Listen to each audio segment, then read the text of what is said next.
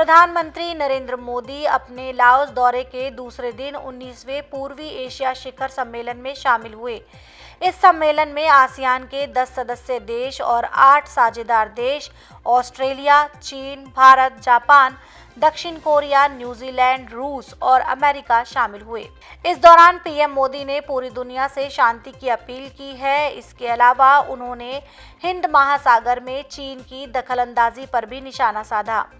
19वें पूर्वी एशिया शिखर सम्मेलन में प्रधानमंत्री नरेंद्र मोदी ने कहा कि भारत ने हमेशा आसियान की एकता और केंद्रता का समर्थन किया है। आसियान भारत के इंडो पैसिफिक विजन और क्वाड सहयोग के केंद्र में भी है।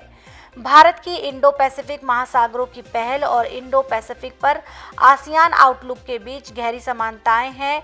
एक स्वतंत्र, खुला, समावेशी, समृद्ध और नियम आधारित इंडो पैसिफिक पूरे क्षेत्र की शांति और प्रगति के लिए महत्वपूर्ण है।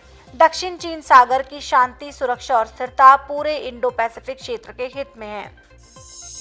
19वें पूर्वी एशिया शिखर सम्मेलन में शामिल हुए प्रधानमंत्री नरेंद्र मोदी ने कहा कि दुनिया के अलग अलग हिस्सों में चल रहे संघर्षों का सबसे ज्यादा नकारात्मक असर ग्लोबल साउथ के देशों पर पड़ रहा है।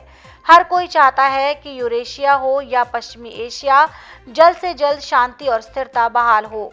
मैं बुद्ध की धरती से आया हूँ और मैंने बार बार कहा है कि यह युग युद्ध का नहीं है। समस्याओं का समाधान युद्ध के मैदान से नहीं निकाला जा सकता। संप्रभुता, क्षेत्रीय अखंडता और अंतर्राष्ट्रीय कानूनों का सम्मान जरूरी है।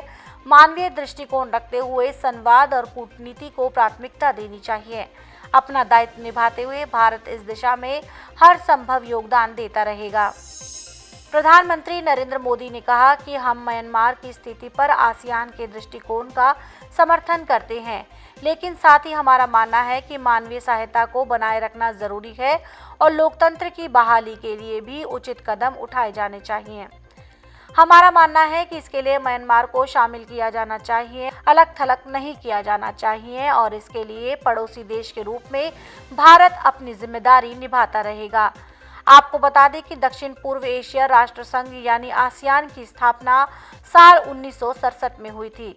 इसमें Indonesia, Malaysia, Philippines, Singapore, Thailand, Bharat, Vietnam, Laos, Cambodia, Brunei, Darussalam सदस्य देशों के रूप में शामिल हैं। हाल ही में मध्य प्रदेश के सागर जिले के देवरी में विधानसभा स्पीकर को अपना इस्तीफा सौंपकर चर्चा में आने वाले बीजेपी विधायक बृज बिहारी पटेरिया ने अब यू टर्न ले लिया है। उनका कहना है कि ऐसा उन्होंने आक्रोश में आकर कर दिया था। मिली जानकारी के मुताबिक उन्होंने ये इस्तीफा व्हाट्सएप पर विधानसभा स्पीकर को भेजा था और उनके इस इस्तीफे की तस्वीरें सोशल मीडिया पर वायरल हो गई थी। अपने इस्तीफे में उन्होंने लिखा था कि पीड़ित पक्ष के साथ केसली थाने गए थे।